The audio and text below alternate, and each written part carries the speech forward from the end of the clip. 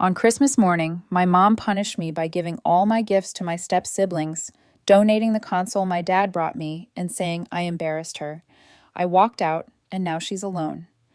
After losing custody, her marriage, and even the stepkids. Hey, Reddit. My mom always acted like life was a competition she had to win. One Christmas, she went too far and everything blew up. Family, custody, all of it. Before we get into the chaos, let me start from the beginning. I'm Jennifer, 15. My parents split when I was 11. It wasn't messy like cops and screaming, but it wasn't friendly either. Dad, Mark, moved into a small apartment across town. Mom, Linda, kept the house. It's a split level with a patchy front lawn and a mailbox that leans a little because some delivery van backed into it a while ago. She works at the library. She met a guy named Steve on some dating app, and 2 years later, they got married. That's when he and his kids moved in. Steve's got a son, Ryan, who's 14 and into basketball big time, always wearing those team hoodies, dribbling a ball in the driveway when it's warm enough. Then there's his daughter, Kay, 12, who's on her phone nonstop, mostly TikTok. She props it against cups in the kitchen to film herself doing dances. At first, it felt like a sleepover that wouldn't end. Then it turned into just life. My room is the only space that still feels like mine. Bright blue walls, posters of NBA players taped up kind of crooked, old squeaky ceiling fan that rattles on the highest setting. The dresser scuffed from when I dropped a hand weight on it last summer. Carpets got stains from spilled Gatorade. And there's a dent in the closet door from when a mini hoop dunk went wrong. Mom keeps saying she wants to neutralize the color scheme so the house feels cohesive. I keep telling her no. That's the hill I'm willing to die on. Day to day, it's crowded but not crazy. Ryan's got practice after school most days, so there's the sound of him rushing in and out, shoes squeaking on the tile, basketball bouncing in the garage even when it's freezing outside. Kay camps in the kitchen like she owns it. Tripod in one corner, ring light in another. Her phone blasting songs I hear 100 times because she refilms dances until they're perfect. Steve works construction. He comes home beat, leaves his boots by the door and socks everywhere else. Like seriously, everywhere. Couch, hallway, under the dining table once. I try not to comment. Not my problem. Me. I do my homework at this tiny desk wedged between my bed and the window. It's old and one leg shorter than the others, so it wobbles when I write too hard. Evenings, I play games online with friends from school. Headset on, door shut. Keeps me out of the kitchen chaos. Mom's big thing lately is family unity. Matching pajamas every Christmas. Game nights with dollar store prizes. Group photos where everyone has to stand in height order. It's not like she asks, she tells. Smiles for the camera, but glares if you're not cooperating. It doesn't feel like she cares if we're actually having fun. She wants the picture for Facebook, the proof that we're one big, happy family. I usually just go along with it. No energy to fight over stuff that doesn't matter. But it's awkward, like wearing pajamas you didn't pick out while holding a mug of cocoa you don't even want because mom needs the shot for her scrapbook. Dad's different.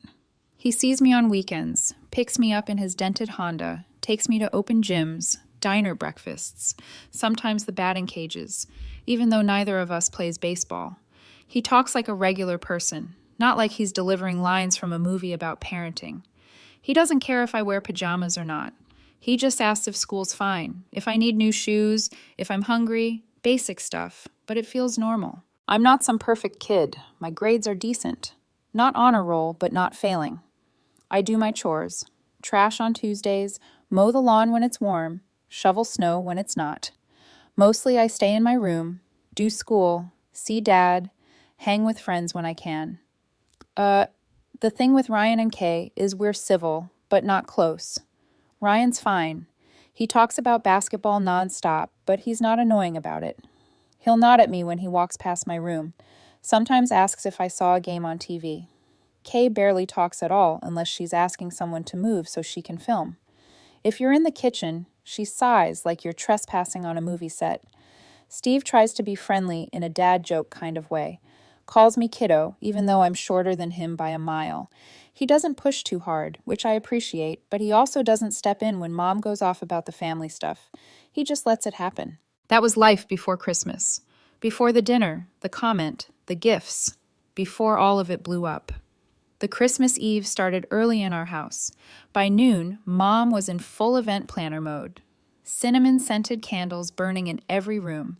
Holiday playlists looping the same 5 songs. Table set with those red and green paper plates she gets every year because she says washing dishes ruins the holiday vibe. She baked a ham, made green bean casserole with those crunchy onions on top, mashed potatoes so thick the spoon stood straight in the bowl, and some store-bought dinner rolls she brushed with butter, like that made them homemade. Steve carried folding chairs up from the basement while Ryan dragged in the extra table from the garage. Kay stayed glued to her phone until Mom snapped at her to at least put out napkins. I was on chair duty too, lining them up so people wouldn't trip over each other when the living room got packed. It wasn't like I had a choice, but I didn't complain. By 5, family started showing up. My grandparents from Mom's side first, bundled up in matching puffy coats, then Steve's parents carrying a grocery store pie in one of those flimsy plastic containers. My Aunt Megan came with her 2 kids, both younger than Kay. One already sticky from a candy cane before he even took his boots off. Coats piled on the guest bed like always. Shoes lined by the door. Cold air blowing in every time someone new arrived. The house got loud fast. Holiday movies playing on the TV no one watched. People talking over each other. Kids running up and down the short flight of stairs between the living room and kitchen. I stuck to the edges, making myself useful. Took the trash out when the potato peels started spilling over, refilled the soda bottles on the counter, loaded serving bowls and pans into the dishwasher before Mom noticed the sink filling up. Dinner itself went fine. People passed dishes around. Someone spilled gravy. Ryan's basketball coach came up in conversation like 5 times because Steve brings him up any chance he gets. Kay scrolled her phone under the table until Mom shot her a look. I kept my head down, ate my food, laughed when people told jokes. Nothing dramatic. Mom stood up at the end of the table, holding her glass halfway, like she was about to toast at a wedding. "Okay," she said, smiling around the room. "Before we wrap up dinner, I just want to say how proud I am of this family. Blended families aren't always easy. It takes love and effort to make everyone feel included, and I'm so grateful we've built new traditions together. Every year, we get a little closer. It really warms my heart." People nodded along. My grandma gave a soft, like she was at church. Steve kept smiling, that same smile he always had when Mom started talking like this, big and polite, like someone running for office. Across the table, Kay angled her phone toward the tree to snap a picture while Mom was mid-sentence. Ryan sat there picking at the last bit of ham on his plate. I leaned back in my chair, watching her talk. Same speech as last year, same matching pajamas waiting in a bag by the couch, same forced smiles for pictures she'd stick on the fridge like proof everything was perfect. When she ended with, "I just love seeing us come together as one family," I said, voice low, not even looking up. Nothing says family like being told to act like one for the camera. Forks paused for half a second. My Aunt Megan smirked into her drink. Somebody at the far end chuckled under their breath. Even my grandma cracked a smile before covering it with her napkin. I just picked up the last piece of roll on my plate and ate it like normal. Mom's laugh, tight, a little too high-pitched. "Oh, you," she said, waving her hand like it was no big deal, but her face changed for a second. Quick, but I saw it. Then she clapped her hands. "Okay, pajamas time," she said, all bright again, and handed out the bags like nothing happened. I helped clear plates after that, stacking them so the gravy wouldn't drip on the carpet. Ryan dried while I washed the serving dishes and glasses, loading them into the dishwasher. Steve leaned against the counter, pretending to check his phone, clearly waiting for the work to be done so he wouldn't get roped in. Kay filmed a short clip of the tree and the food, flipping her camera fast when she saw me looking. People left in waves after dessert. Leftovers got packed into old butter containers. Kids whined about being tired. Adults dug coats out from the mountain on the bed. Typical holiday exit scene. The whole time, Mom smiled and hugged everyone, thanked them for coming, told them to drive safe. As soon as the door shut behind the last person, she went quiet. Not angry out loud, quiet. Just that stiff way she wipes the counter like it personally offended her. Ryan disappeared to his room. Kay put her earbuds in. Steve scrolled on his phone by the tree until Mom started snapping off lights one by one. I went upstairs, closed my door, and figured that was the end of it. I didn't know Christmas morning was about to get way worse. I woke up to Mom's voice in the hallway. No Merry Christmas. No breakfast smells from the kitchen, just, "Jennifer, get up. Living room now." It was barely 7 a.m. I threw on a hoodie, headed downstairs. Tree lit, music from the Bluetooth speaker playing soft carols, presents stacked under the branches. Some had my name on them in Mom's curly handwriting. Ryan and Kay sat on the couch, still in pajamas, half asleep. Steve leaned against the wall near the TV, arms crossed like he wasn't planning on speaking. He didn't say a word the whole time, probably because it wasn't even his kid and he didn't want to fight Mom in front of everyone. "Stand over there," Mom said, pointing to the corner by the tree. I stood there. She crossed her arms. "You embarrassed me in front of everyone last night. You think that's funny? This morning you're not opening anything. You're giving your presents to your stepbrother and stepsister." At first, I thought she was bluffing. Then she pointed at the first box with my name on it. I bent down, picked it up, handed it to Ryan. He hesitated, looking at me like he wasn't sure if this was serious, then took it slowly. Next one went to Kay, then another to Ryan. One by one, all of them. Hoodie I asked for. Basketball game I'd been hinting at for weeks. Stuff from relatives I hadn't even seen yet. All handed off like I was working a distribution line. Ryan looked more and more uncomfortable every time I gave him one. Kay shifted on the couch like she wanted to leave. Mom stood there with her arms crossed, watching like she was checking something off a list. Through the big front window, Mrs. Connolly from across the street walked by with her dog. She slowed down when she saw us through the glass, me handing gifts to Ryan and Kay while Mom stood there. We made eye contact. She didn't smile, just kept walking. I knew before lunch half the neighborhood would hear about it. When the last box was gone, Mom finally spoke.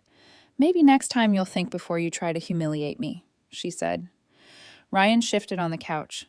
"Maybe she should still get one thing," he muttered, barely loud enough to hear. Mom snapped her head toward him. "Don't start.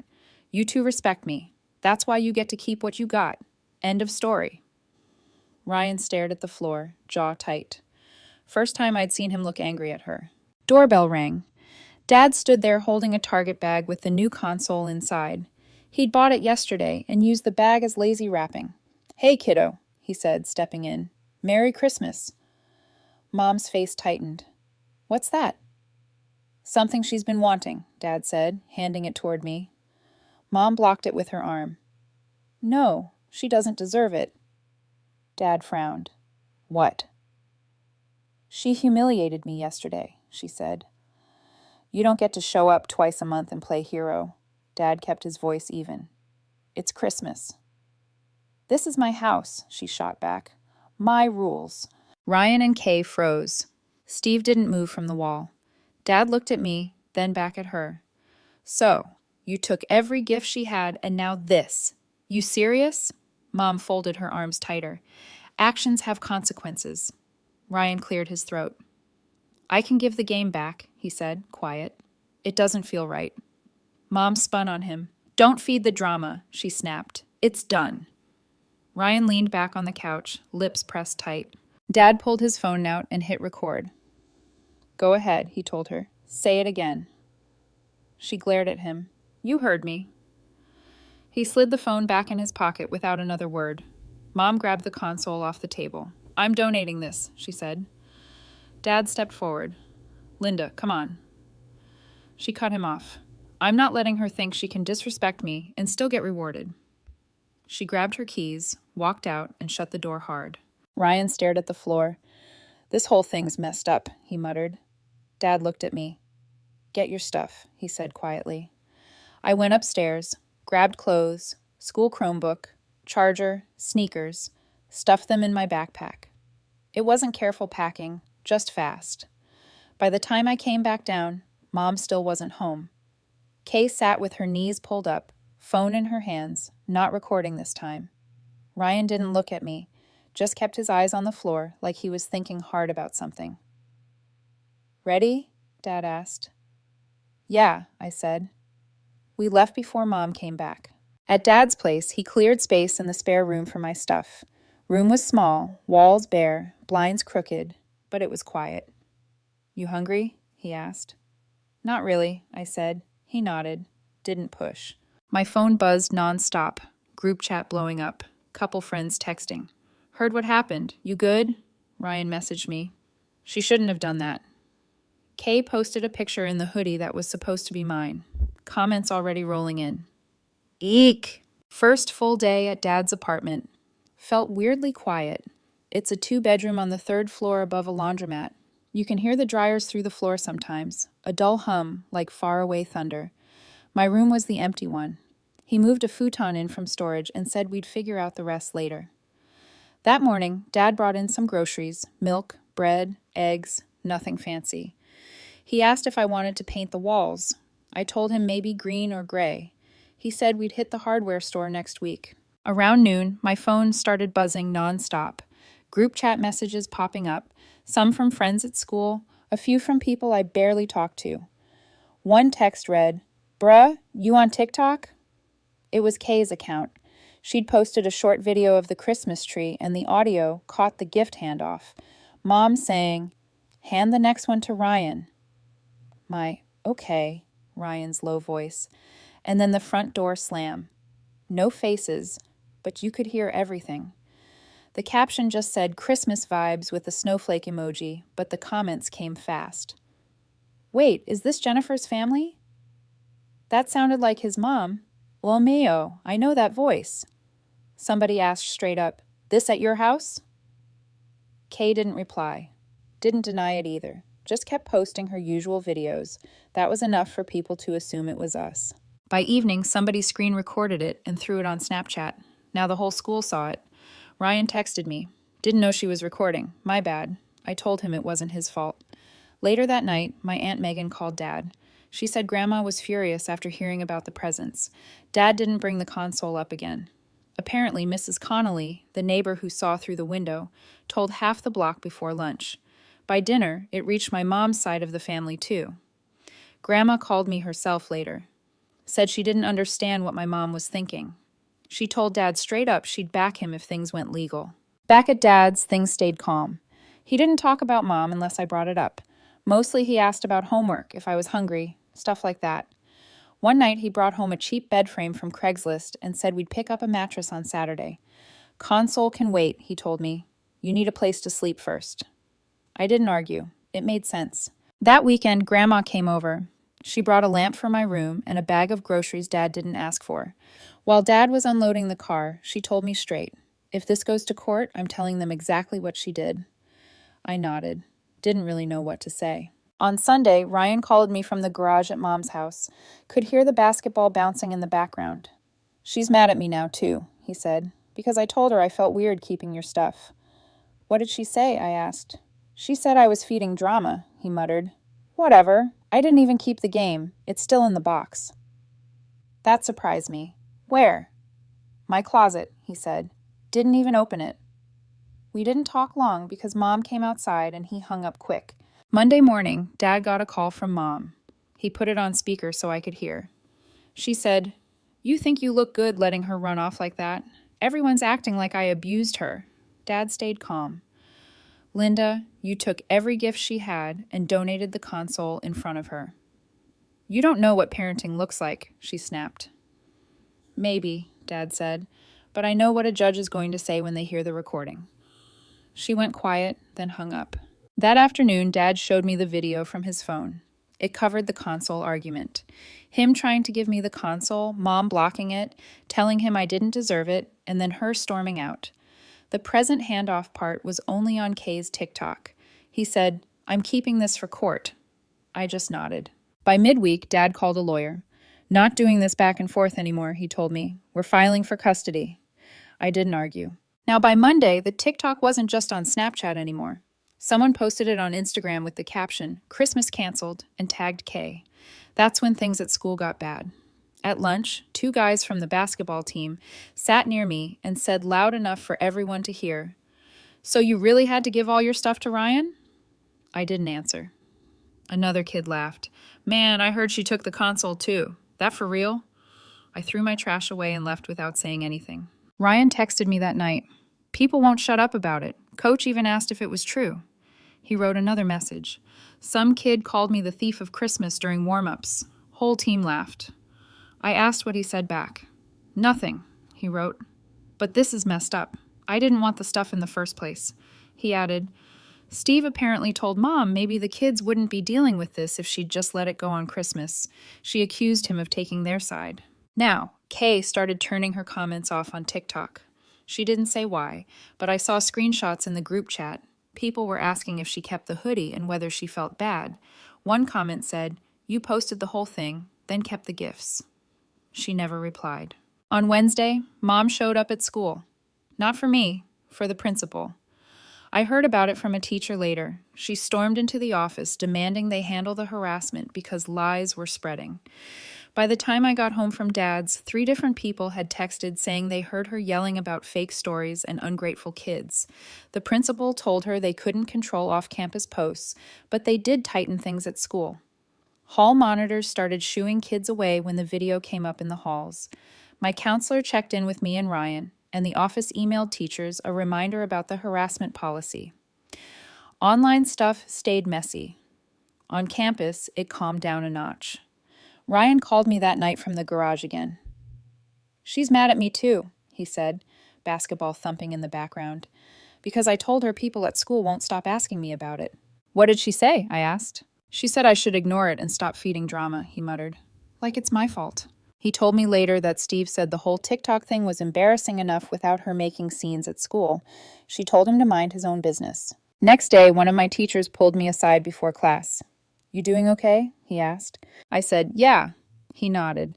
Just making sure. My niece goes here. She said she saw some video about your family. Great. Now even teachers knew. Friday night, Dad brought home a sturdier bed frame and a mattress, replacing the futon and the rickety Craigslist frame. I didn't argue. Saturday morning, Grandma came by again. She handed Dad a folder and said, I printed everything before it got deleted. Inside were screenshots from TikTok, Instagram, and a group chat where Kay's friends were talking about the Christmas thing. We kept the chain of evidence simple. A screen record of Kay's TikTok for the present handoff, Dad's phone video for the console fight, and Grandma's printed screenshots of posts and comments. Copies lived on Dad's phone, my email, and Grandma's folder. So even if something got deleted online, we still had it. Judge should see this, Grandma said. Dad nodded. Sunday evening, Dad told me he scheduled a meeting with a lawyer for the custody case. Video plus this online stuff, he said, tapping the folder. Makes it pretty clear what happened. Meanwhile, things at Mom's house kept getting worse. Ryan said people at practice started calling him Grinch Jr. One kid joked loud enough for Coach to hear, better not open your birthday presents, in front of Ryan. Coach told them to knock it off, but the name stuck. Kay started spending weekends at my Aunt Megan's place. Ryan said Mom acted like it didn't bother her, but she kept asking Kay why she didn't want to stay home. Kay just said she liked it better there. Ryan told me she doesn't want to deal with the comments at school or the drama at home. Can't blame her. Monday afternoon, Dad got an email from Mom. She wrote that I should come home because things have calmed down. Dad replied with one sentence. We'll let the judge decide. That night, Ryan sent me a picture. It was the video game I was supposed to get. Still sealed in the box, sitting on his desk. Didn't even open it, he wrote. Feels wrong. Next day at practice, one of the kids asked Ryan if he gave it back yet. He told them no, because Mom wouldn't let him. Kid said, Man, your mom's wild. Ryan didn't argue. Wednesday evening, Dad showed the lawyer 2 files. A screen recording of Kay's TikTok, the present handoff, and his phone video, the console argument. Clear as day. Mom telling me to hand everything over. Ryan saying it didn't feel right. Her yelling at him to stop feeding drama. Then her fighting with Dad about the console before storming out. The lawyer said, This helps. Shows it wasn't just frustration, it was planned. Dad nodded. Exactly. By the end of the week, Dad filed the custody paperwork. Ryan texted me later. She's furious about court, slamming doors all night. I didn't answer right away. I was looking at the folder Grandma gave Dad. Printouts of comments, screenshots, everything lined up like evidence. It didn't feel like just family drama anymore. But the first custody hearing date came faster than anyone expected. Dad's lawyer sent over a list of what we needed. Video evidence, screenshots, witness statements. Grandma was already on it, printing things like she was preparing for trial herself. Ryan texted me the night before. She's making speeches about how Dad's going to lose embarrassingly. I asked what that meant. He wrote, she keeps saying judges hate deadbeat dads, and she's going to tell them everything about him owing money years ago. Next morning, the courthouse waiting area felt tense. Mom sat across the room with Steve next to her, arms crossed. He looked like he wanted to be anywhere else. Ryan and Kay were on the bench beside them, both staring at the floor. Mom spotted me with Dad and Grandma and said loud enough for everyone, "Unbelievable. Dragging children through this because he wants to play Disney Dad on weekends." Steve put a hand on her arm. "Linda, maybe just—" She shook him off. "No, I'm not sitting here acting like I'm the villain." Dad didn't respond. Inside the courtroom, Mom talked fast, like she was auditioning for something. Told the judge Dad barely showed up for years, that I was out of control, that she was the only stable parent. Steve sat beside her, eyes on the floor. Dad's lawyer asked about Christmas. Mom waved her hand. "Oh, please, it was one morning. She embarrassed me in front of family. Actions have consequences." The lawyer first played a screen record of Kay's TikTok. You could hear Mom directing the gift handoff and the door slam. Then he played Dad's phone video, the console argument from when he arrived, and Mom storming out. Judge raised his eyebrows. This was on Christmas morning? Steve shifted in his seat, looking down at his shoes. Mom crossed her arms. He thinks one sarcastic comment gives him the right to humiliate me. My house, my rules. Grandma shook her head like she couldn't believe what she was hearing. Steve stared straight ahead, jaw tight. Then Mom jumped in. They're teenagers. They don't understand parenting decisions. I was teaching respect. Judge leaned forward. By taking every gift on Christmas morning? Mom didn't answer right away. Then she said, "Maybe I expect some gratitude in my own house." Steve looked over at her for the first time, frowning. Aunt Megan called Dad that night. Said Mom was blowing up the family group chat, calling everyone traitors for taking my side. Megan told her to calm down, and Mom replied, "Easy for you to say when your kid doesn't humiliate you in front of people." Grandma finally left the chat completely. Next week, Mom showed up at my school during lunch, slammed her car door, marched across the courtyard, told me loud enough for half the tables to hear, "You think living with him is going to be fun? He can't handle you. You'll come crawling back." One of my friends muttered, "What is wrong with her?" as she stormed off. Back at Dad's, the lawyer asked for written statements from Ryan and Kay. Both sent them that night. Ryan wrote about being teased at practice. Kay wrote about Mom yelling at her for the TikTok instead of caring she was upset. When Dad told me they sent them, I asked why. Ryan texted back, "Because she won't shut up about how she's the victim. I'm over it." Next hearing, Mom tried bringing up old stuff about Dad. Missed birthdays years ago. Late payments once when he switched jobs. Judge cut her off. "We're here about current living conditions," he said, "not ancient history." She tried interrupting again, saying, "But he—" Judge raised his hand. "Enough." Mom sat back like she'd been personally attacked. Steve rubbed his forehead like he was tired of being there. After court, she cornered Ryan and Kay in the parking lot. "You made me look abusive," she hissed. Ryan said, "You did that yourself." She pointed at him like she was scolding a toddler. "Watch your mouth." He walked off without answering. Kay followed him to Steve's truck. Steve looked at Mom and said flatly, "You're not helping yourself." Mom glared at him. "Thanks for the support," she said sarcastically. That night, she texted me paragraphs about how I was turning everyone against her and letting Dad control the narrative. I didn't answer. By the end of the month, Dad said the lawyer felt good about our case. Too many witnesses, too much proof, and Mom couldn't stop making herself look worse every time she opened her mouth. I didn't celebrate yet, but Ryan texted me, "If you get out, good for you. I wish we could too." The last custody hearing happened 2 weeks later. Mom showed up in another loud outfit. Bright green this time, like she was trying to prove a point.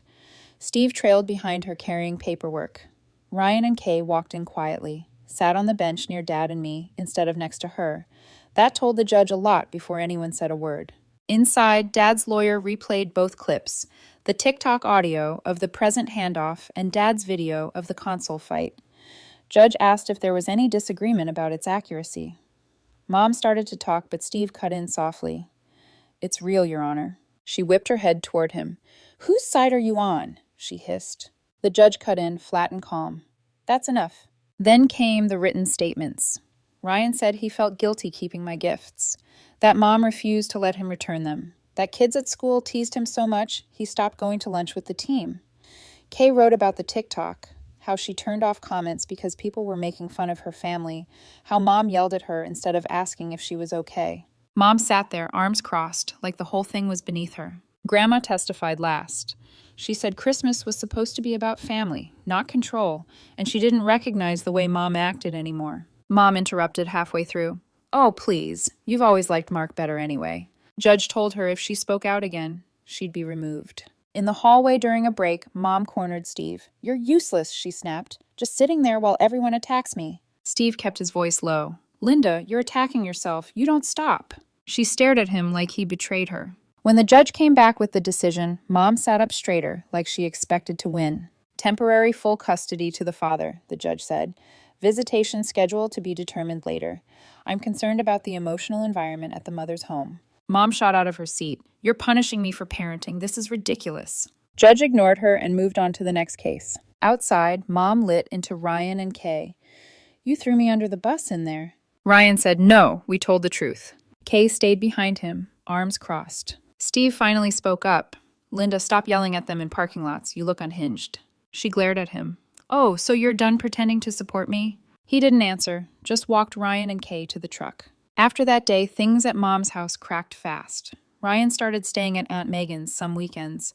Mom called them ungrateful, loud enough for neighbors to hear. Steve stopped coming home for dinner, started working later, sleeping in the guest room. One night, Ryan texted me.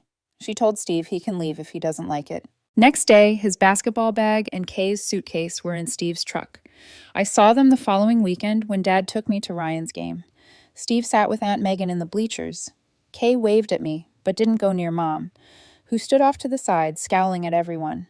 After the game, Ryan walked right past her to Steve's truck. Kay followed. Mom yelled after them, Fine, go live with him. See if I care. Nobody looked back. Dad got permanent custody about 6 weeks later. Mom didn't really contest after the temporary order. The judge cited the Christmas incident, school fallout, both recordings, and the kids' statements. Steve moved out officially 2 weeks after the ruling. He left the couch, some dishes, and one of his work jackets hanging by the door. Took everything else, including Ryan and Kay. Aunt Megan told Dad later that Mom called everyone traitors again, then stopped answering texts when nobody agreed with her. By spring, she was living alone. No Ryan, no Kay, no me. Steve filed for divorce quietly. Mom posted a long Facebook rant about fake family and people poisoning kids against their own mother. Comments were mostly cousins telling her to stop airing it online. At school, things calmed down fast. Ryan wasn't Grinch Jr. anymore. Kay deleted half her TikToks. I stopped getting questions in the hallways. Coach asked once if things were better at home. I said, yeah. He nodded and changed the subject to practice drills. By summer, Dad set up my room properly. Painted walls, new shelves, actual desk that didn't wobble. Ryan came over sometimes. Kay, too. Steve dropped them off but didn't stay long. Mom never showed up. Last I heard, she was still in that house alone. Neighbors said she stopped coming to block parties. Grandma didn't invite her to Easter. Aunt Megan told her flat out, you did this to yourself. Mom hung up on her. At the first basketball game of the next season, Dad sat with Steve, Ryan, and Kay in the stands. I saw Mom standing near the bleachers alone. When the game ended, I walked past her to Dad's car without stopping. She didn't say anything. That was the last time I saw her. YouTube just dropped this new hype feature. If you're hooked on this story, smash that hype button. It tells YouTube, this video deserves to blow up. That was the last time I saw her. Weeks turned into months, and life slowly reshaped itself. At Dad's apartment, the hum of the laundromat below became background noise I barely noticed anymore. My room, once just a futon and bare walls, now felt like mine. The walls painted in the color I chose. The shelves lined with books and small things that reminded me I wasn't just surviving. I was building. Ryan and Kay came over more often. At first, they'd sit stiff, quiet, like they weren't sure if they were allowed to laugh. But slowly, they loosened. Ryan talked about basketball again, less guarded this time, his voice full of excitement instead of defensiveness. Kay showed me edits she was making, but this time, the videos weren't family drama. They were just dances, silly skits, her being a regular kid. Steve stayed cordial with Dad, the two of them finding a rhythm for drop-offs and pickups. It wasn't friendship, but it wasn't cold either. They knew the kids came first, and that mattered more than anything else. Grandma still checked in every week, sometimes with groceries, sometimes just a call to ask how school was going. She didn't say much about Mom anymore, except once. She made her choices, Jennifer. You just make better ones. School finally quieted down, too. The video that once haunted me became old news. New gossip replaced it. New scandals swept through the halls. The nickname Kids gave Ryan faded, replaced by cheers when he landed shots in big games. Kay found her own circle of friends who didn't care about Christmas morning drama. And me, I started breathing easier in hallways that used to feel like they were closing in. Mom never reached out. Not for birthdays, not for holidays, not even when the seasons changed. And the house must have felt emptier than ever. Word through the grapevine was that she still lived there, curtains drawn, lights off, more often than not. Neighbors said she barely waved anymore. Family stopped asking about her after Easter, when she snapped at Grandma one last time. And me? I stopped waiting for her to come around. I stopped replaying the slap in my head, stopped trying to make sense of why gifts and appearances mattered more to her than I did. Some questions don't get answers, and maybe they don't need them. Christmas came again. Different tree, different house, different everything. Dad didn't plan a perfect picture day. He just asked what I wanted for breakfast. Pancakes, I said.